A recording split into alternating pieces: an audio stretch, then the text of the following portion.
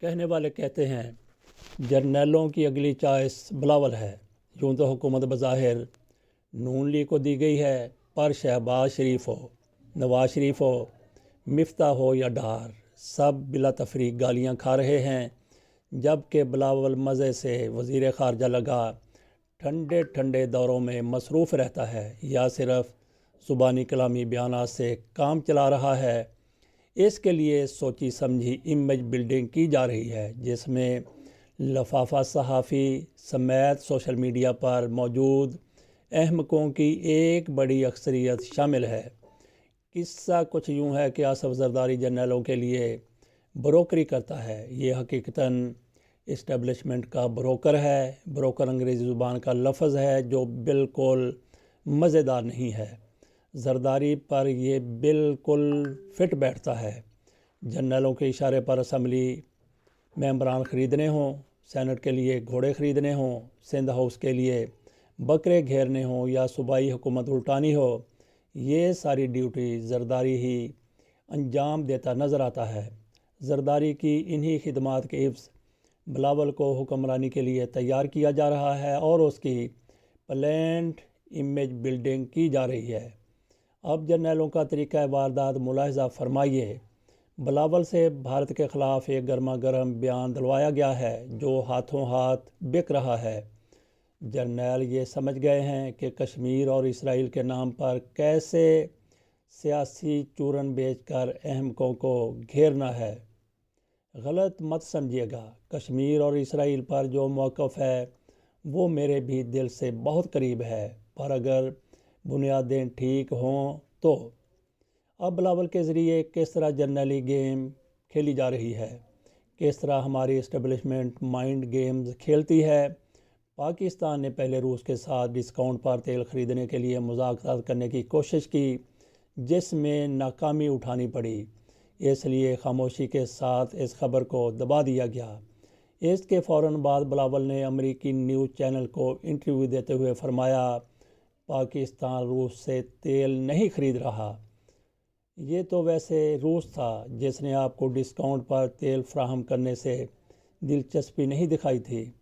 یہ کہہ کر امریکہ کو رام کیا گیا۔ اس کے بعد بلاول نے بھارت اور مودی کے خلاف بیان داغ دیا۔ اس بیان کی دھول میں روس سے تیل کا معاملہ اور امریکہ میں جا کر چاپلوسی پر مبنی بیانات دب کر رہ گئے۔ بلاول کے اس بیان کی پروموشن کے لیے ایک بھرپور کوآرڈینیٹڈ مہم چلائی گئی، جس میں صحافیوں کی ایک بڑی تعداد اس بیان کو لے کر ڈھول پیٹتی نظر آ رہی ہے۔ اس مہم سے متاثر ہو کر سوشل میڈیا پر موجود احمقوں کی ایک بڑی تعداد نے بلاول کے حق میں پوسٹیں کرنا شروع کر دیں۔ یہی پلان تھا جو لفافہ صحافیوں اور سوشل میڈیا پر موجود احمقوں کی بھرپور سپورٹ کے طفیل کامیابی سے ایگزیکیوٹ کیا گیا۔ کشمیر اور اسرائیل کا چورن بیچ کر حماقت کی حد تک جذباتی قوم کو اس طرح چونا لگایا جاتا رہا ہے۔ اب بلاول سے کوئی نہیں پوچھے گا کہ سندھ میں آپ کی حکومت ہے، کراچی حیدرآباد میں کیوں کر بلدیاتی انتخابات ٹالے جا رہی ہے۔ اتنے ماہ گزرنے کے باوجود سیلابی پانی کی اب تک نکاسی کیوں نہیں ہو سکی؟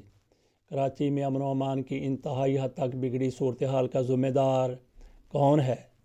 سندھ میں موجود انتہائی درجے کی کرپشن اور بدترین بد انتظامی ایک طرف، ان اہم ترین عوامی مسائل کو کھڈے لائن لگا دیا جاتا ہے اور کشمیر اسرائیل پر منہ زبانی بیان دلوا کر ڈھول پیٹے جاتے ہیں۔ ذرا اس ماں کا تصور کیجئے جس کے نوجوان بیٹے معمولی وارداتوں میں قتل کیے جا رہے ہیں۔ اس ماں کو جا کر یہ کشمیر اسرائیل والے بیانات دکھائیے، وہ تڑپتی ہوئی ماں آپ کا گلا دبا دے گی، کیونکہ اس کی قیمتی اولاد صوبے میں موجود بد انتظامی اور کرپشن کا شکار ہو گئی ہے۔ سندھ میں دربدر ہوئے سیلاب متاثرین ان بیانات کو لالی پاپ بنا کر کیا چوسیں گے؟ پیپلز پارٹی کی یہ سندھ میں مسلسل تیسری حکومت ہے۔ بلاول صرف وزیر خارجہ نہیں، سندھ حکومت کو چلانے والی سیاسی پارٹی کا چیئرمین بھی ہے۔ وزیر خارجہ بنے تو اسے جمعہ 8 دن ہوئے ہیں، جبکہ چیئرمین بنے ہوئے اس سے کئی سال ہو چکے ہیں۔ سلام ہے لفافہ صحافیوں اور فیس بک پر موجود احمق لکھاریوں کو، جنہیں وزیر خارجہ تو نظر آ رہا ہے پر پیپلز پارٹی کا چیئرمین بالکل نظر نہیں آ رہا۔ یہی تو ٹرنیلی پلان ہے۔ اب تھوڑی سی بات کر لیتے ہیں حاجی بلڈوزر اور ابو المونس چودھری پرویز الہی کی۔ حاجی بلڈوزر سے آپ سمجھ گئے ہوں گے کہ ہم کس کا نام لینے والے ہیں۔ بلڈوزر کا مطلب کیا ہوتا ہے؟ بلڈوز کر دینا۔ ان پر عمران خان کی طرف سے اور ان کی پارٹی کی طرف سے یہ الزام لگایا جاتا ہے کہ جنرل قمر جاوید باجوہ نے آرمی چیف رہتے ہوئے ہماری کئی پالیسیوں کو بلڈوز کر دیا۔ اس مناسبت سے ہم نے ان کو حاجی بلڈوزر کا نام دیا ہے۔ ان کی شباہت کو دیکھ کر، ان کی جسامت کو دیکھ کر ایسا ہرگز نہیں کہا گیا۔ بابا کوڈا کی سوشل پوسٹ پر مزید یہ کہا گیا ہے کہ پرویز الہی جیسے سیاستدانوں کی مثال جوتے جیسی ہے۔ آپ کو ان کی سخت ضرورت رہتی ہے، لیکن اس کے باوجود جوتوں کو سر پر نہیں رکھا جا سکتا۔ پرویز الہی نے گزشتہ روز 2 بیانات دیے ہیں جو کہ نہ صرف پرویز الہی بلکہ پاکستان کی اکثریت سیاسی اشرافیہ کی ذہن کو ظاہر کرتی ہیں۔ پرویز الہی نے کہا کہ جنرل باجوہ کے ان پر احسانات ہیں۔ سوال یہ ہے کہ ایک جرنیل کے ایک سیاستدان پر کیا احسانات ہو سکتے ہیں؟ اس کے علاوہ پرویز الہی نے کہا کہ ہم محسنوں یعنی جنرل قمر جاوید باجوہ کو نہیں بھولتے، ان کے خلاف کوئی بات اب نہیں سنیں گے۔ یعنی ملک کو جس قدر تباہ و برباد کیا ہو تو کیا ہو، کچھ فرق نہیں پڑتا۔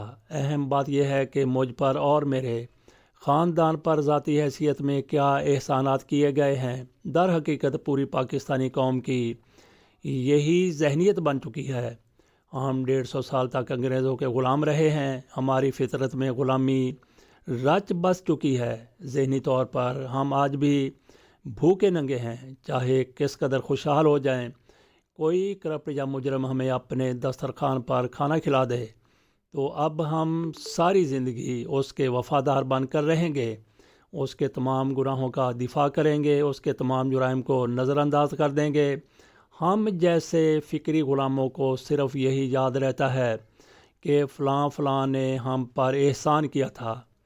یعنی قوم کے ڈی این اے میں 2 پیسے کی اصول پسندی نہیں، میرٹ کی قدر نہیں، بس ہمارے ساتھ اچھا ہے تو وہ بندہ اچھا ہے۔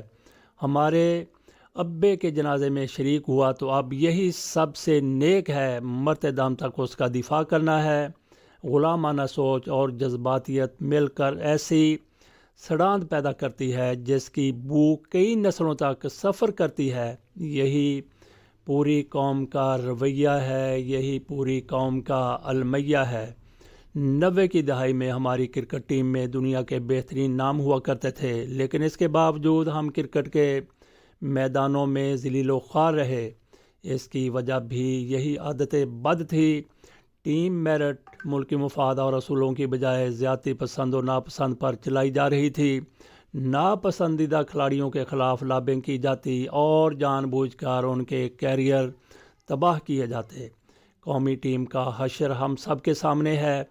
یہی وہ نحوست بھری سوچ ہے جو سیاست، قومی اداروں، حتیٰ کہ کئی پرائیویٹ کمپنیوں اور فیکٹریوں تک کو دیمک کی طرح چاٹ گئی۔ ذاتی پسند میرٹ کو ایسے کھا جاتی ہے جیسے آگ سوکھی لکڑی کو۔ اور میں زور دے کر کہتا چلوں کہ ہم سب کہیں نہ کہیں اس عادت بد کے بری طرح شکار ہیں۔ آج سے اپنا محاسبہ کرنا شروع کیجئے اور طے کر لیجئے کہ اب سے جس قدر ممکن ہو سکا ہم ذاتی پسند و ناپسند کی بجائے میرٹ اور اصول کو ترجیح دیا کریں گے۔